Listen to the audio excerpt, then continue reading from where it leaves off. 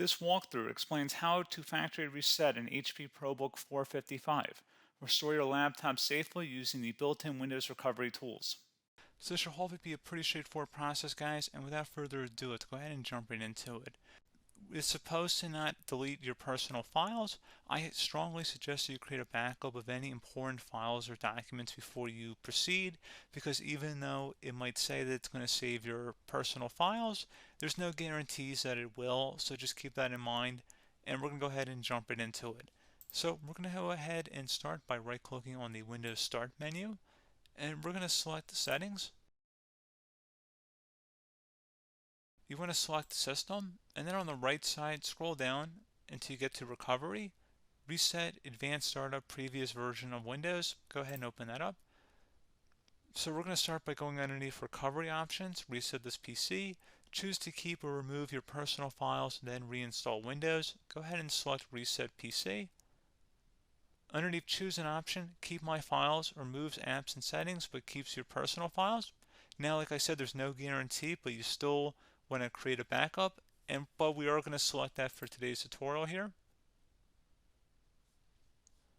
And it's going to ask how would you like to reinstall Windows. I usually do a local reinstall, so that's what I'm going to select.